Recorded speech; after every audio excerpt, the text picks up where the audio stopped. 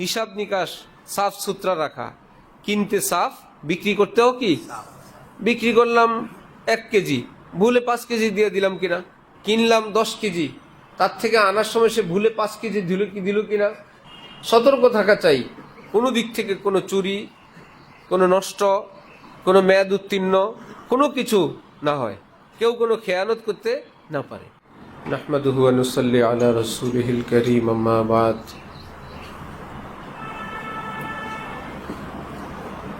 হাকিমুল উম্মত হযরত থানভী নবরাল্লাহু মারকাদাহু বলতেন, সুস্তি কা ইলাজ হ্যায় বাস সুস্তি, সুস্তি কা ইলাজ হ্যায় বাস চুস্তি।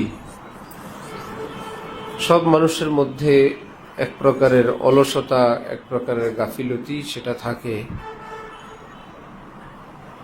হযরত থানভী বলেন, এটার চিকিৎসা একটাই, শক্তভাবে গাফিলতি এবং অলসতার মোকাবেলা করা, তৎপর হয়ে যাওয়া, ঝাড়া দিয়ে ওঠা, আমি এটা করবই। এবং আল্লাহ পাকের নিজাম, বান্দা যখন কোনো কাজ করার জন্য যা যা করার সবটা করে, আল্লাহ পাক তার মধ্যে ফলাফল দিয়ে দেন। বলতো মৃত্যু কার হাতে? তাহলে মানুষ মানুষকে মারে, মানুষ মানুষকে খুন করে, এবং এই অপরাধের বিচার কেন হয়? কেউ তো কাউকে মারার ক্ষমতা রাখে না, মৃত্যু তো আল্লাহর হাতে, অথচ বলে যে সে তাকে মেরে ফেলছে, বলে কিনা? ওই একটাই কথা, মারার যাবতীয় প্রস্তুতি যখন বান্দা করে ফেলে, ভালো হোক আর মন্দ হোক, ওই কাজের চূড়ান্ত পর্যায়ে আল্লাহ পৌঁছায় দেন। এমন কোনো মানুষ পৃথিবীতে দেখবা না, মাথাটা এক জায়গায়, বডি 3 টুকরা 3 জায়গায়, কিন্তু জীবিত হবে? দেহ থেকে মাথাটা ভিন্ন, কলিজা এক জায়গায়, মাথার মগজ এক জায়গায়, হাত পা এক জায়গায়, আবার বলবা যে না, মানুষ মানুষকে মারতে পারবা না, তুমি যতই টুকরা করো, এটা কিন্তু জীবিত। এরকম হয় না? মরে যায়। কিন্তু মৃত্যুটা দেন কে? আল্লাহ। খুব জটিল বিষয়, খুব জটিল বিষয়। যে কোনো কিছু করার জন্য যা করার দরকার, সেই প্রস্তুতি যখন পুরোপুরি করে ফেলে বান্দা, তখন আল্লাহ পাকের যে নিজাম সেটা চালু হয়ে যায়, সেটা এখানে এসে যায় যে এইরকম মানুষ জীবিত থাকবে না, এটা আল্লাহ পাকের নিজাম। এবার যে কোনোভাবে অ্যাক্সিডেন্টে হোক, দুর্ঘটনায় হোক, হামলায় হোক, সেই মানুষটা যখন এরকম বিচ্ছিন্ন হয়ে যায়, তার উপর মৃত্যু আল্লাহর পক্ষ থেকে এসে যায়। যদি এরকম নষ্ট জায়গায়, ভুল জায়গায়, গলত জায়গায়ও ফলাফল যথাযথভাবে এসে যায়, এরকম কি তোমাদের দেশে অঞ্চলে দেখছ আম গাছে জাম ধরছে?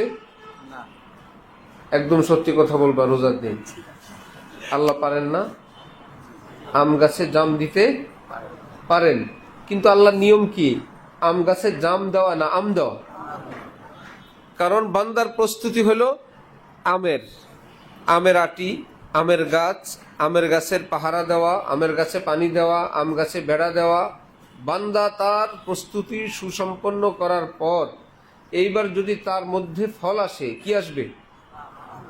নাকি তারপরে আল্লাহর কাছে মুনাজাত দেওয়া লাগবে, আল্লাহ আপনি ফেরেশতাদেরকে বুঝাই বলেন ভুলে আবার জাম্বুরা না দেয়, এটা কিন্তু আম গাছ, বলা লাগবে না? আম গাছে আমি আসবে, প্রস্তুতি আমের, ফলাফলও কি? আম। এরকম কি হয় কখনো যে আমি পানিতে হাত দিলাম অজু করার জন্য, হাতটা পুড়ে গেছে? পানি না, এটা আগুন। হয় এরকম? পানিতে ভিজাবে, এটা পানির বৈশিষ্ট্য। তুমি যদি হাতকে ভিজাইতে চাও, পানিতে দিলে ভিজবে, আগুনে দিলে পুড়বে। আগুনে দেওয়ার পর আল্লাহ আপনি তো সবই পারেন, হযরত ইব্রাহিমের জন্য আপনি ফুল বাগান বানায় দিছেন, কুল্লা ইয়া নারু কুনি বারদান ওয়া সালামান আলা ইব্রাহিম। আল্লাহ, এ আগুনই তো আপনার অধীন, আপনি কিন্তু আমাদের পড়ায়েন না, বিসমিল্লাহ। কাজ হবে? কারণ আল্লাহ পাক আগুনকে কি করতে দিছেন?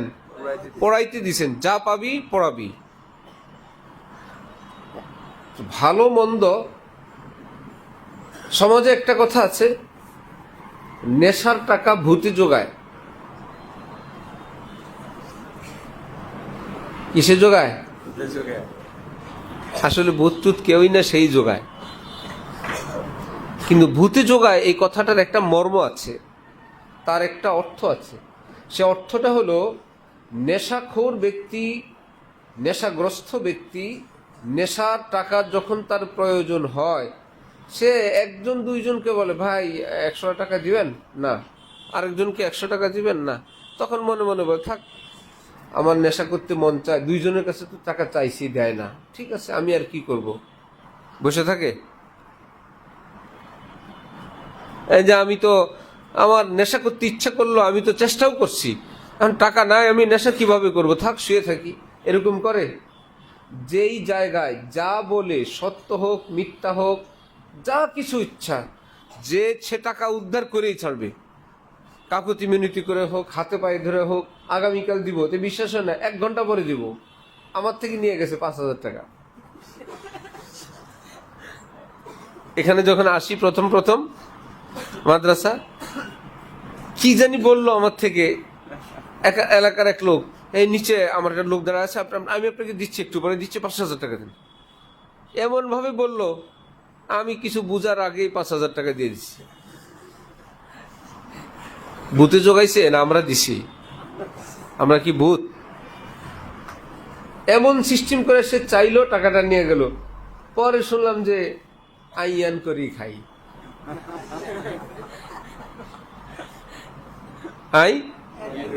ইয়ান করি খাই, এটাই তার কাজ। এভাবেই সে টাকা জোগাড় করে। শেষে কি করে? ঘরের সামান বিক্রি করে, মায়ের গহনা বিক্রি করে, যা পায় তাই বিক্রি করে। এতে কাজ না হলে ভাঙচুর করে, ভাঙ্গার ভয়ে সবাই বলে, আচ্ছা নে 100 টাকা নে। ভূতি জোগাইছে না সে জোগাইছে? কাল্লিম, ভূতি জোগাইছে না সে জোগাইছে? সে, কেউ কি তাকে সাইডে দিয়ে দিছে? না, চেষ্টা করছে। একটা অন্যায় কাজে যখন সে চেষ্টা করে সফল, হঠাৎ নতুন লোক এসে টাকা ধার চায়, তখন বুঝতে হবে এই লোকের নিজের রেঞ্জ, নিজের এরিয়া চাওয়া চাওয়ি শেষ, নেওয়া নেই শেষ। এই জন্য আনকমন জায়গায় আসছে। কত ফোন আসে, কত লোক আসে, তার বন্ধু বান্ধব আছে, আত্মীয় স্বজন আছে, যেখানে থাকে সেখানে আছে। সব শেষ করার পর দূরে কারো লগে পরিচয় আছে, সম্পর্ক আছে, হঠাৎ করে বলবে, তখন তোমাকে বুঝতে হবে এই লোকের নিজের এরিয়া শেষ, নিজের বন্ধু বান্ধব শেষ, তার সোসাইটি শেষ। সব শেষ করার পরে এখানে আসছে। এরকম আরেক গ্রুপ আসে খেদমতের জন্য, শিক্ষকতার জন্য। আয়সা বলে, আমি লালবাগের ফারেক, আমি দেওবন্দের ফারেক, বয়স হয়েছে 40-50, নিজের ইত্যাদি ইত্যাদি। সে আসে আমাদের মাদ্রাসায় বা এরকম কোনো জায়গায় খেদমতের জন্য। তখন বুঝতে হবে তাদের যারা চিনে, বন্ধু বান্ধব, তার শিক্ষক, সবার মাধ্যমে খেদমত তার শেষের দিকে, সবার সব খেদমত শেষ, এখন অপরিচিত জায়গায় গিয়ে খেদমত নেওয়া শুরু করছে। আর তার সেই মহলে তার আর জায়গা নাই। সবাই জানে সে অযোগ্য, অথবা খেয়ানতকারী, অথবা এক জায়গায় ঠিক মতো থাকে না, কোনো না কোনো তার বাজে রিপোর্ট আছে। এই জন্য সে নতুন কোনো জায়গায় গিয়ে ভালো সাজতে চায়। আসলে আমি বলি, আপনি যে হুজুরদের কাছে পড়ছেন, হুজুররা কোথায়? দুনিয়াতে নাই? আছে। যে সাথীদের সাথে পড়লেন তারা নাই? আছে। এতদিন পর্যন্ত যেখানে যেখানে খেদমত করছেন, আপনার সেই সহকর্মী কলিগরা নাই? আছে। আপনার খেদমত তো তারা দিবে।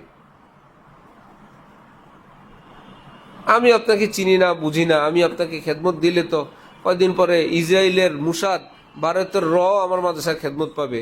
পায়জামা পাঞ্জাবি পরে আইসা সুন্দর একটু আরবি পারে, বললো আমি দেওবন্দের ফারেক, আর আমি মাদ্রাসায় হুজুর রেখে দিলাম। যে কেউ আসলেই, হ্যাঁ ভালো হুজুর, ভালো পারে, এরকম তো খেদমত হয় না। আপনার শিক্ষকরা বলবে আমরা তার ঘর চিনি, বাড়ি চিনি, ছোটবেলা চিনি। সাথীরা বলবে, আমাদের সাথে যাদের সঙ্গে খেদমত করলেন তারা বলবে। যাই হোক, মধ্যখানে তোমাদেরকে এক সতর্কতার কথা বলে দিলাম। এরকম লোককে থাকতে দিতে নাই। 20-50-100 টাকা দিয়ে বিদায় দিবে। কখনো ঘরে, বাসায়, মাদ্রাসায়, নিজেদের ঘরে রাখবা না। বুঝে আসছে? একদম তাহাজ্জুদ গুজার যদি হয়, ওই ব্যক্তিটার উপরে নির্ধারিতভাবে কোনো কুধারণা বশত না, সবটা মিলে তোমার নীতিমালা হবে এটা খেলাফে এহতিয়াত, সতর্কতা পরিপন্থী কাজ। নাকি ওই লোকটাকে খারাপ বলবা? হইতে পারে কোনো লোক ভালো আসতে পারে, কিন্তু এই ভালোকেও জায়গা দেওয়ার পারমিশন নাই। কারণ তুমি আজকে জায়গা দিবা আজকে ভালোকে, আরেক দিন এই ভালোর ফাঁকে খারাপ কি দিয়ে দিবা। অথবা তুমি ভালোকে জায়গা দিয়ে তুমি বেঁচে গেলা, তোমার ছোট ভাই তোমার সন্তান দেখলো আমার আব্বা এরকম একজন অসহায়কে ঘরে জায়গা দিছিলেন, তার যুগে গিয়ে সে এরকম একজন অসহায়কে জায়গা দিবে যে আইসা সবাইকে হত্যা করবে, খুন করবে, লুট করবে। তোমার এই গলত তালিম ততদিন পরে গিয়ে ক্ষতি করবে। কালাম মাফহুম? সাহায্য সহযোগিতা করে হযরত আল্লাহর কাছে আসে ইন্ডিয়ার মানুষ, অমুক ভার্সিটিতে পড়ে ঢাকায় আসছে, 2 তারিখে আসছে।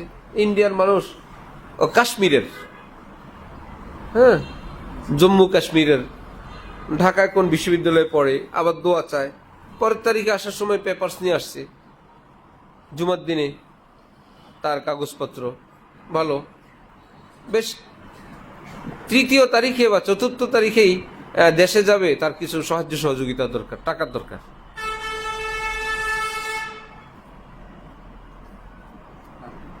মুশকিল না? এই দরজা খুললে অযথা বললেন এখানে কে আপনাকে টাকা দিবে? আপনি দেশে থেকে যেভাবে আসছেন, যেই প্রস্তুতি নিয়ে আসছেন দেখেন। আসতে রুম থেকে, ঠিক আছে বাইরে বসেন। যখন দেখলো এতদিনের মেহমানদারি, আজকের মেহমানদারি একটু অন্যরকম, চলে গেছে, আর নাই। এসে হযরত আল্লাহকে ফুল দেয়, কলেজে পড়ে, আব্বা ডাকে, সব পুরান খাদেম বাদ, সেই প্রধান খাদেম, প্রধান খাদেম, কেউ জায়গা পায় না, একদম কাছে যায়, কোত্থেকে ফুল নিয়ে আসে, একদম ডাইরেক্ট সবাই ডাকে হজরত, সে ডাকে বাবা। সবাই তো অবাক, এরকম খাঁটি একটা মুরিদ আসছে, হঠাৎ বাবার কাছে বললো আমার এরকম বাড়িতে ঘর করব না কি করব, ইমার্জেন্সি 1 লাখ টাকা দরকার। এই আব্বা তো বুঝে ফেলছেন যে এতদিন আব্বা ডাকছে আর ফুল দিছে এ 1 লাখের জন্য। আব্বা বলছেন আমি এরকম লেনদেন করি না, বা শক্ত কোনো ভাষায় বলে দিছেন। সেই ছেলে যে গেল বাপকে রেখে আজ পর্যন্ত আর আসলো না।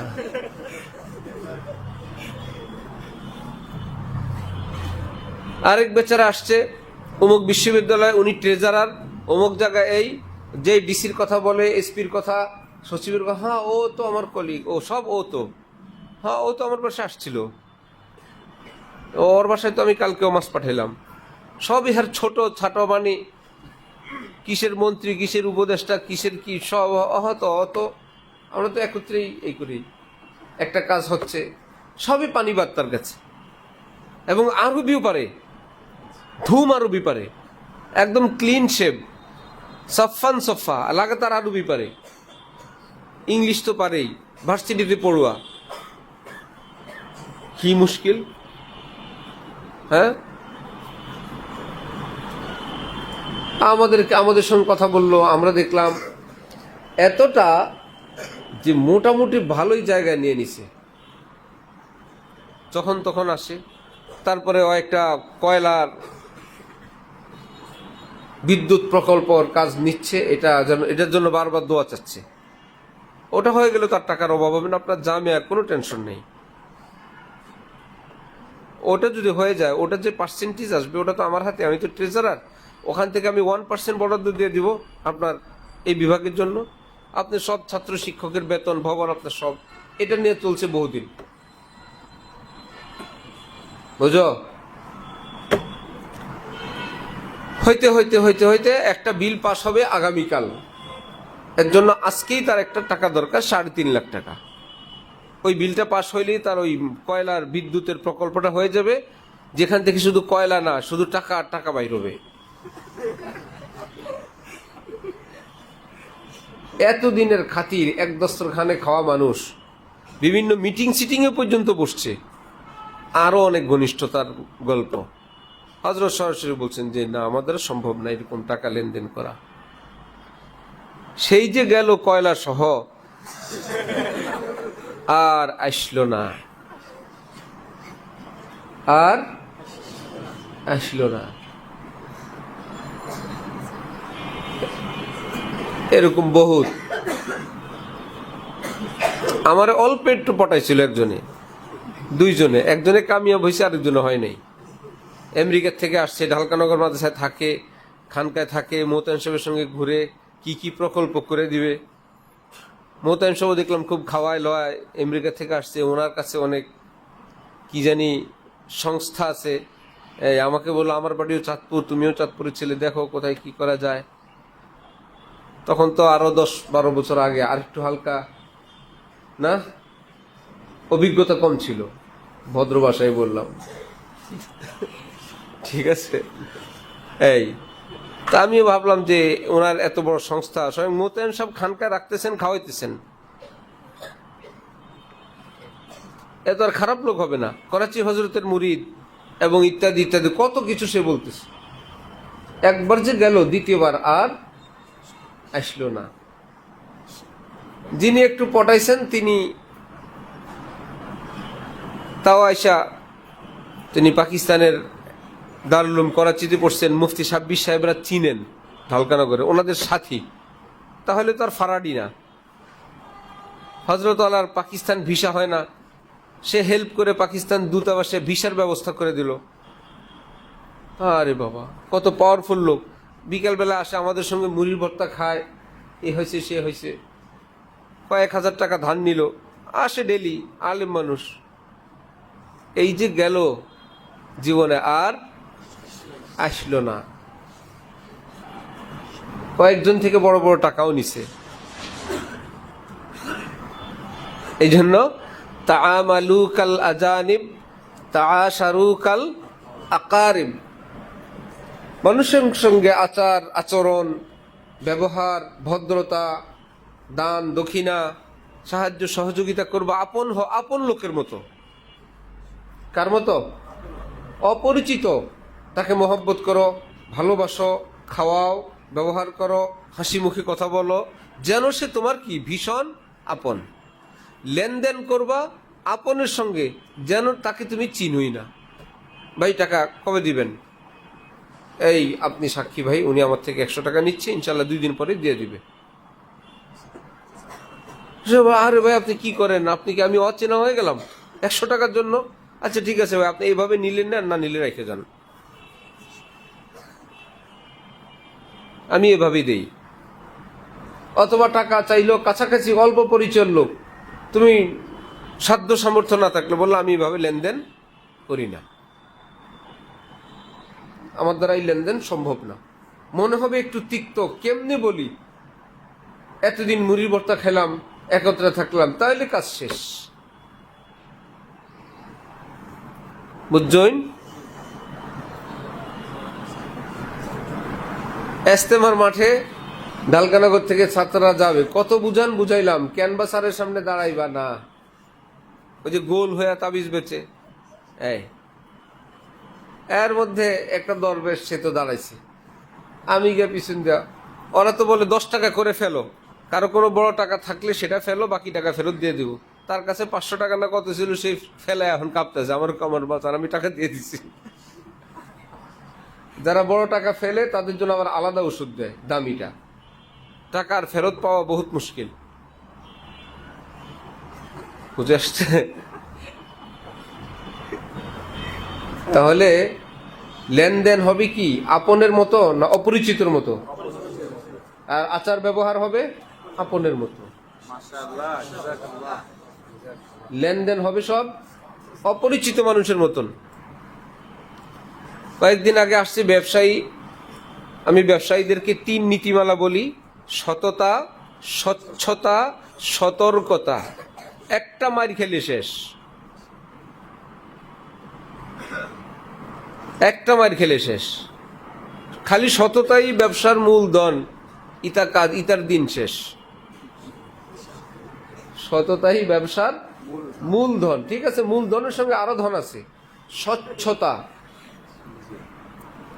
হিসাব নিকাশ সাফ সুতরা রাখা, কিনতে সাফ, বিক্রি করতেও কি, বিক্রি করলাম 1 কেজি, ভুলে 5 কেজি দিয়ে দিলাম কিনা, কিনলাম 10 কেজি, তার থেকে আনার সময় সে ভুলে 5 কেজি দিল কিনা সতর্ক থাকা চাই, কোনো দিক থেকে কোনো চুরি, কোনো নষ্ট, কোনো মেয়াদ উত্তীর্ণ কোনো কিছু না হয়, কেউ কোনো খেয়ানত করতে না পারে।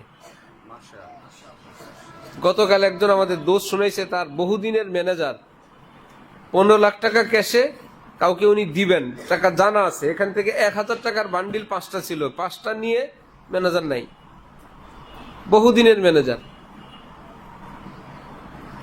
বহু কষ্টে বাড়ির নাম্বার অন্য বন্ধু বান্ধব থেকে বের করে করতে করতে গিয়ে গেছে, বাড়ির পাইছে, সে নাই। তো ওত পাচ্ছে, কয়েকজনকে বলছে দেখেন আসলে জানাই ভাই। কিছুক্ষণ পরে ইফতারের পরে ফোন দিছে যে আসছে। আসলে উনি আইসা ম্যানেজারের পিঠে হাত রেখে বলে, আপনি এই কাজটা করছেন, এটা কি ঠিক করছেন? বলে আর কিছু বলি না, না আমার মাফ করে দেন, আমার ভুল হয়েছে, টাকাটি কই, সাথে আছে, দেন। পকেট থেকে বাইর করে দিয়ে দিছে। বলে আমি মারতে গেলে তার এলাকা, শেষে আমার টাকাগুলো যাবে, আমি খুব শান্তভাবে টাকাগুলো নিয়ে চলে আসছি। গতকাল বলছে, কালকে তাজা খবর, বুঝে আসছে। তাহলে লেনদেন হবে কি আপনের মতো না অপরিচিতর মতো? অপরিচিতর মতো। আর আচার ব্যবহার ভাষা মানুষের সঙ্গে সেটা হবে কি অপরিচিতের মতো না আপনের মতো? আপনের মতো। আল্লাহ আমাদেরকে বুঝ দেন, আল্লাহ আমাদেরকে তৌফিক দান করেন। কিসের থেকে? সুস্তি কা ইলাজ হ্যায় বাস। এখন মনে হয়েছে টাকা জোগাড় করে ভূতে টাকা জোগায়। নেশাখোরের টাকা যদি ভূতে জোগায়, তোমার আমার ভালো জিনিস সেটা কি আমরা জোগাইতে পারবো না? ইনশাআল্লাহ। ওটা কি ভূতে জোগায় না সে জোগায়? সে নিজেই জোগায়। যে কোনো ভাবে আমার এই কাজ কামিয়াব হতে হবে, সাকসেস হওয়া লাগবে।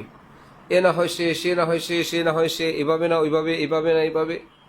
তার একটা গলত কাজ সে উদ্ধার করে নেয়। যে ছাত্র চিন্তা করে আমি পরীক্ষায় 1 নম্বর হবই, কেমনে? যে আপনারা দোয়া করবেন, আমি নিয়ত করছি 1 নম্বর হব। এরকম কোন কাজ পৃথিবীতে হয়? হযরত আল্লাহ বলছেন না, যেটা দোয়া এটা আলুর ভর্তা হয় না। দোয়া করবেন আমার বাসায় যেন আজকে আলুর ভর্তা হয়, হবে? আলুর ভর্তার জন্য আলু লাগে, বাজার থেকে আলু কিনে নিয়ে আসছে, ধনিয়াপাতা কাঁচামরিচ, তারপরে বলল এইবার তো দোয়া করেন, আলু কাঁচামরিচ ধনিয়াপাতা বাসায় আনছি যাতে ভর্তা হয়ে যায়, হবে না বানাইতে হবে? এটা আলুর ভর্তা দোয়া হয় না। যা করার সব নিজের হাতে করতে হয়। এর পাশাপাশি দোয়া, আল্লাহ আপনি তৌফিক দেন, আমি তো মরেও যেতে পারি, নাও হতে পারে, ভুলে লবণ বেশি পড়তে পারে, হাত কাটতে পারে, কত ঝামেলা। আল্লাহ আমার যেগুলো করার আমি এগুলো করি, আল্লাহ তৌফিক আপনি দিলেই হবে, নইলে হবে না, কিন্তু আমার কাজ আমি করতে হবে। তাহলে দোয়া করলে কি এরকম কোন ছাত্র পাওয়া গেছে? এই ছাত্র রাতের বেলা দোয়া করছে, আল্লাহ আমি আগামীকাল আধা পারা সবক দিতে চাই। পরে ভালো করে শুইছে, শোয়ার থেকে উঠে দেখে ওই আধা পারা পুরো মুখস্থ। নাকি পড়তে হয়? এবার দোয়া করতে হয়। হেফজ চেষ্টা করা আমার কাজ, কিন্তু দেওয়া কার কাজ? আল্লাহর কাজ। চেষ্টা না করে দোয়া, এটা কাজ হবে না। বহু দরবেশ, সুফি, ছাত্র, শিক্ষক, মুরিদ, তবলিগ এ ধরা খায় এই বলে মনে করে দোয়া দিয়েই সব হয়। কাজ করে না, ব্যবসা করে না, সুন্দর করে যায় না। বউ বাচ্চারা বলে আমি আর কি করব, আমি তো দোয়া করতেছি। দোয়াই তো মেন, দোয়া তো করতেছি, হয় না? আমার চাকরি হয় না, আমি আর কি করবো, আমি তো দোয়া তো করতেছি, প্রতিদিন দোয়া করতেছি, 100 বা 1000 বার লা হাওলা ওয়ালা কুওয়াতা ইল্লা বিল্লাহ পড়তেছি, সূরা কদর পড়ি, সালাতুল হাজত পড়ি, তাহাজ্জুদ পড়ি, আমি আর কি করব? চাকরি না হইলে কি চাকরি এমনি হয় না? কোনো কাজও আছে? তা ভাই তোমার পরিচয় পত্র কি বলে, সিবি দাও, যেখানে এক জায়গায় যাওয়া লাগে 100 জায়গায় দাও, বন্ধু বান্ধবরে দাও, হাঁটো, অফিসে যাও, এখানে যাও, যেখানে যাওয়া দরকার যাও, সঙ্গে কি করো? দোয়া করো। তাহলে পড়াশোনা মনোযোগ দিয়ে চেষ্টা করে করব। ওই বেটার টাকা যদি সে জোগাইতে পারে, আমরা আমাদেরটা জোগাড় করতে পারবো না ইনশাআল্লাহ? সে কি একভাবে চেষ্টা করে না বহুভাবে? আমি আপনিও চেষ্টা করব। একটু এখন পড়ি, একটু পরে, একটু মনোযোগ দিয়ে একটু খেয়াল করে একটু দোয়া করি, একটু আবার কোরআন শরীফ পৃষ্ঠাটা উল্টাই, 2 মিনিট বাকি আছে নামাজের, আচ্ছা দেখি তো কি, অথবা একটু তেলাওয়াত করে ফেললাম, ওই আয়াতটা না কি, এইভাবে যে ধরবে, ওয়াল্লাযীনা জাহাদু ফিনা লানাহদিয়ান্নাহুম সুবুলানা, সে কামিয়াব হবেই হবে। চোর যদি কামিয়াব হয়, ডাকাত যদি কামিয়াব হয়, খুনি যদি কামিয়াব হয়, তাহলে যারা দ্বীনের পথে মেহনত করবেন তারা কামিয়াব হবে না ইনশাআল্লাহ? অবশ্যই কামিয়াব হবে। সুস্তি কা ইলাজ হ্যায় বাস চুস্তি। এই অলসতা, গাফিলতি, হাল ছাড়া, ভাব ছাড়া, এই ভাবের চিকিৎসা একটাই, তৎপর হওয়া, হিম্মত করা, নিজের দায়িত্ব শতভাগ পালন করে পাশাপাশি দোয়া করা। আল্লাহ পাক তৌফিক দান করেন। ওয়া আখিরু দাওয়ানা আলহামদুলিল্লাহি রাব্বিল আলামিন।